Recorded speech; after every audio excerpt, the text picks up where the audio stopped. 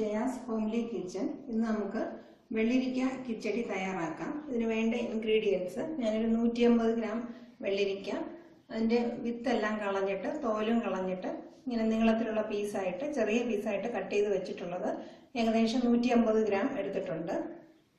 പിന്നെ വേണ്ടത് ഒരു 3/4 കപ്പോളം നല്ല കട്ട തൈരും എടുത്തിട്ടുണ്ട്. ഒരു 3 ടേബിൾ സ്പൂൺ നിറച്ച് തേങ്ങ ചുരണ്ടിയത് എടുത്തിട്ടുണ്ട്. 5-6 കറിവേപ്പില, 2 വറ്റൽമുളക്, 1/4 ടീസ്പൂൺ കടുക്, ആവശ്യത്തിന് ഉപ്പ്, 1/2 ടീസ്പൂൺ ജീരകം, 1/4 ടീസ്പൂൺ കടുക്, ഒരു പച്ചമുളക്. ഈ പച്ചമുളകും കടുകും ജീരകവും തേങ്ങയും കൂടെ ഇതിനുള്ള അരപ്പരച്ചെടുക്കണം. പിന്നെ പറഞ്ഞിട്ടുള്ള കടുക് താളിക്കാനാണ്. 1.5 ടീസ്പൂൺ വെളിച്ചെണ്ണയും വേണം. പിന്നെ ഈ അരപ്പ് അരച്ചെടുക്കാനായിട്ട് കുറച്ച് വെള്ളവും വേണം. നമുക്ക് വെള്ളിരിക്ക വേവിക്കാനുള്ള വെള്ളവും വേണം. ഈ വെള്ളിരിക്ക കിച്ചടി സദ്യക്ക് ഒഴിവാക്കാൻ പറ്റാത്തൊരു കറിയാണ്. അത് നമുക്ക് വെള്ളിരിക്ക കുറച്ച് വെള്ളവും ചേർത്തൊന്ന് വേവിക്കാം. ആദ്യമേ ഉപ്പിട്ട് കൊടുക്കണ്ട, നന്നായിട്ട് വെന്ത് വരാറാകുമ്പോൾ നമുക്ക് ഉപ്പ് ചേർത്ത് കൊടുക്കാം. വെള്ളവും ചേർത്ത് നമുക്കിതൊന്ന് വേവിച്ചെടുക്കാം.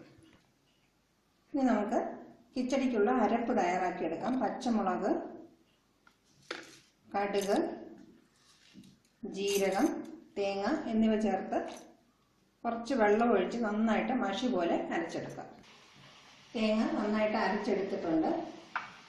വെള്ളിരിക്ക ഏകദേശം 3/4 ഭാഗത്തോളം വേവായിട്ടുണ്ട്. വെള്ളിരിക്കയ്ക്ക് അധികം വേവില്ല, പെട്ടെന്ന് വെന്ത് കിട്ടും. കിച്ചടിക്ക് അങ്ങനെ ഒരുപാട് വെന്ത് പോവുകയും വേണ്ട, ഒന്ന് പച്ച മാറി കിട്ടിയാൽ മതി.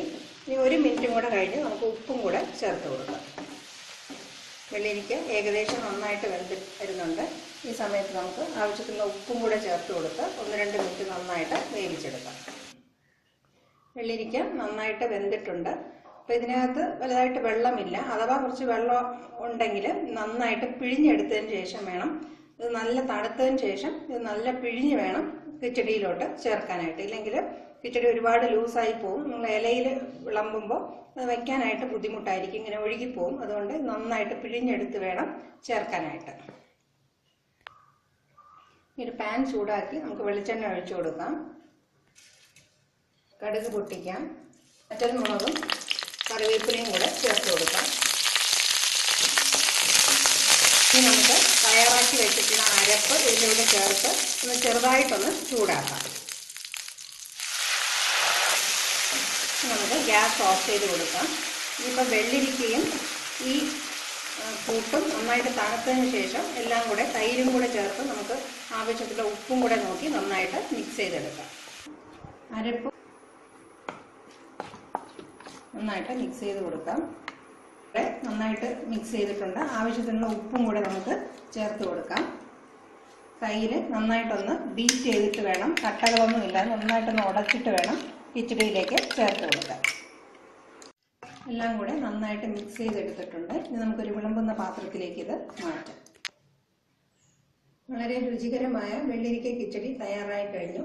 ഇത് സദ്യക്ക് മാത്രമല്ല, നമുക്ക് ഇടയ്ക്കിടയ്ക്ക് വീട്ടിൽ തയ്യാറാക്കാവുന്ന, എളുപ്പത്തിൽ ചെയ്യാവുന്ന ഒരു കറിയാണ്. ഇതെല്ലാവരും തീർച്ചയായിട്ടും പരീക്ഷിക്കുക. ഈ റെസിപ്പി തീർച്ചയായിട്ടും ഇഷ്ടപ്പെട്ട് കാണുമെന്ന് വിചാരിക്കുന്നു. Thank you for watching my video.